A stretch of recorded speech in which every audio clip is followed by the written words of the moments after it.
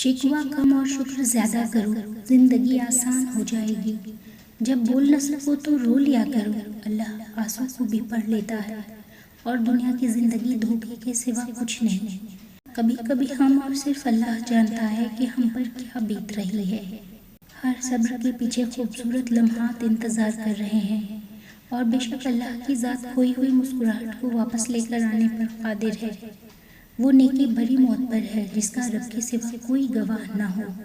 اگر اللہ کہتا ہے مشکل کے ساتھ آسانی ہے تو یقین رکھنا اس کی کہی ہوئی بات میں حکمت ہوتی ہے، لیکن تم نہیں سمجھتے۔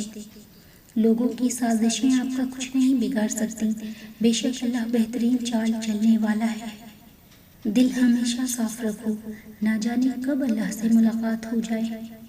کبھی کبھار دعا اور صبر ہی واحد حل ہوتا ہے۔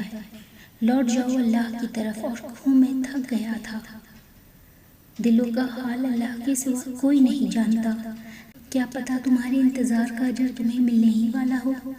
کیا پتا اللہ تمہاری کہانی معجزے سے مکمل کرنے ہی والا ہو، اور تم اختتام میں اللہ کے سوا کسی کو اپنا نہیں پاؤ گے۔ صبر کر کے دیکھو، کیا پتا اللہ کی بھی وہی رضا ہو جو تمہاری ہے۔ کر لیا ہے صبر، ہو گیا ہے شروع خدا پر یقین کا سفر۔ زندگی کے ہر موڑ پر جہاں امتحان ہوتے ہیں وہی اللہ کی مدد بھی موجود ہوتی ہے۔ قبولیت کی دیر میں اللہ کی آزمائش پوشیدہ ہے، اور خدا ہر ایک کے بھیدوں سے واقف ہے۔ اللہ صرف تمہارے راستوں کو موڑتا ہے، تمہاری دعاؤں کو نہیں۔ وہ تمہیں اپنے طریقے سے تمہاری من پسند منزل تک لاتا ہے۔ امید رکھو اپنے خدا کے رحمان ہونے پر۔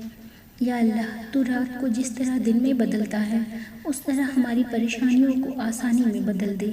اے اللہ، رحم فرما ان دلوں پہ جن کا حال تیرے علاوہ کوئی نہیں جانتا۔